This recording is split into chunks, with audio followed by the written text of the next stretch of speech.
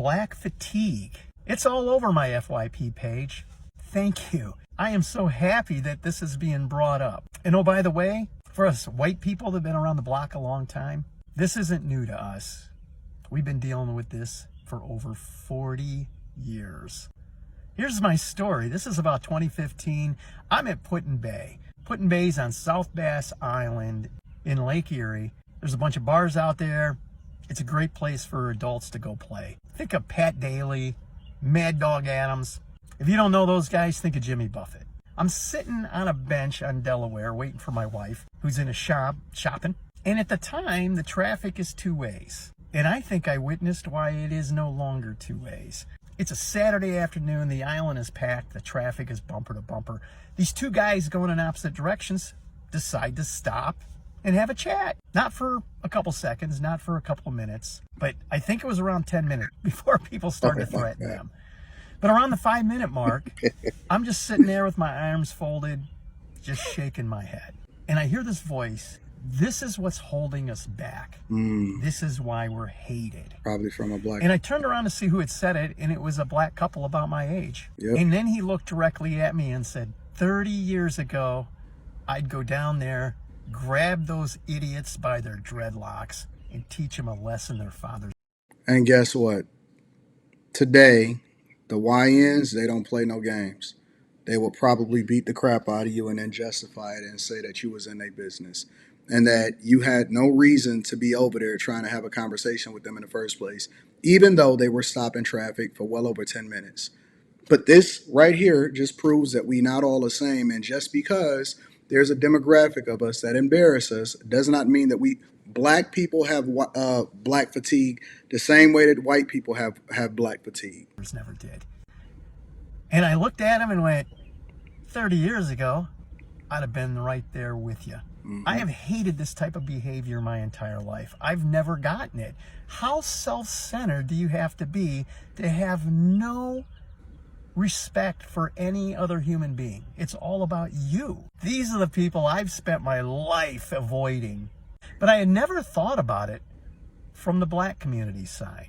And I gotta say, it sucks a lot more for you guys than it does for us white people. Because you're associated with it. Yep, and that's the truth. The fact of the matter is, the stereotypes can be true, and often at times they do come from someplace. And the people that do take care of their business, that's not racist, and that does not hold up traffic, we get lumped in with everybody else, and that's what makes it difficult. That's really the nutshell of it. There's a segment of the community that thinks that you're a sellout.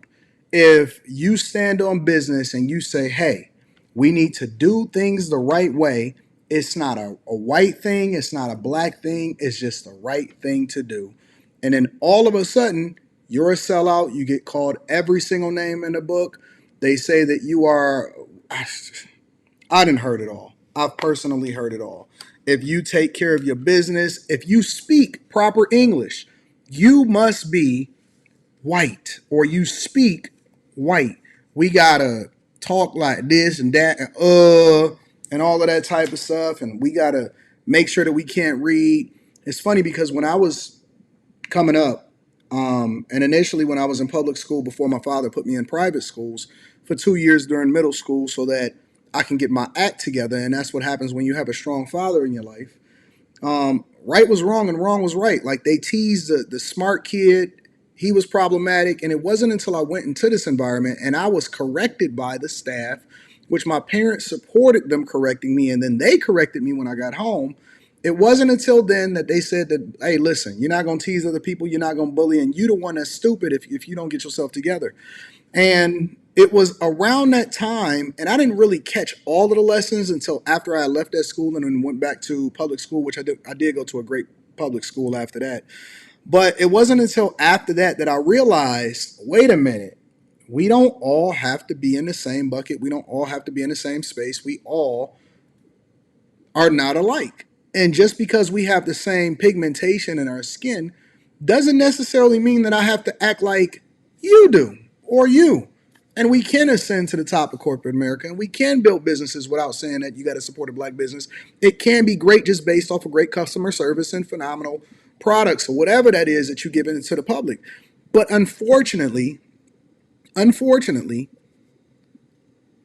black people that carry themselves with a level of dignity and take care of business, they are labeled as the bad guys. You're not going to get any more backlash, and I'm very glad that white people are starting to understand the plight of the rest of us, because we can't go anywhere without somebody saying, me personally, I'll go somewhere and then somebody will say, yeah, I'm glad that you're here. I'm glad you're one of us. And it's like, I'm a regular person just like everybody else. You know what I'm saying? But it always becomes a black thing. Let me hear the rest of what he got to say, and then we're going to come back and have this conversation. Right? There are a lot of whites that just put you all together. And it has slowed down the healing of this country. It did. But seriously, 40 years ago, racism should have been over. Unfortunately, the Democratic Party has continued to fan the flames of racism to make money and to get votes. I'm so thankful that a lot of you are waking up to this. And again, I can't stress this enough. This isn't a black thing. This is a behavior thing. Some of my closer friends are black, and I love and appreciate them. And I'm very thankful that they have not allowed the crappy behavior out of some to drag them down. Well, I hope you're having a great day. And I'll tell you this, there's some crappy white people, there's some crappy black people, but because I'm black, I'm expected to tolerate the behavior of those that is less than stellar. You know, I got a security guard inside of my building. And every day this guy, you know, he fails to do his job. He's not on top of things. And I'm not going to go too heavy into detail about the different things, but I'm expected to tolerate it just because I'm black and he black. But he's not doing his job, which compromises what I'm able to do on my job, because I need security and I need things to be on top of things. So now I have to hire my own private security or take precautions and steps and spend extra money, which we've spent thousands and thousands of dollars making sure that the facility is secure. And there's other people that complain, but they try not to be too much of a complainer because they don't want to be labeled as racist, or they don't want to be labeled as a sellout, or they don't want to be labeled a certain type of way. And it's old. It is. It's really, really old. And at some point, I think that when you get older, you no longer are tolerant and you start to say the things that's really on your mind. And so now this is why you're starting to get, and instead of us, like, you're starting to get white people to say it, but instead of us taking it in and saying, you know what, is this true? Is this not true? Is this a reality check? Do we need to change our behavior so that we'll represent ourselves, not other people, not America, yourself, your own family, your own household in a better light? They're now lashing out at white people and black people such as myself, saying that I'm a part of the boot, what, I don't know. I have no clue whatsoever. I put on my leg. I put on my pants one leg at a time. I take care of business just like everybody else. And you know, it's a thing that we have to be a little bit more mindful about so that we can be better.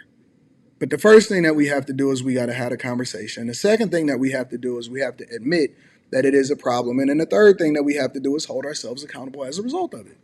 And if you're not a person that is offended by it, chances are you are a person that take care of business.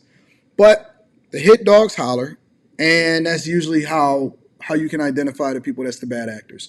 Make sure you tap into the Patreon. Link is in the description. I always like to give credit to the content creators, so that link is going to be in the description in order to make sure that they get the credit that they deserve, regardless of whether I agree with them or not. T Chanley, 40% off your first order, 20% off for life. That link is in the description. And I'd love to know what you guys think. Do you think that this guy's accurate, or do you think that he needs to shut up? Because we don't want to hear from white people. I love you. I appreciate you. I'm going to holler at you later.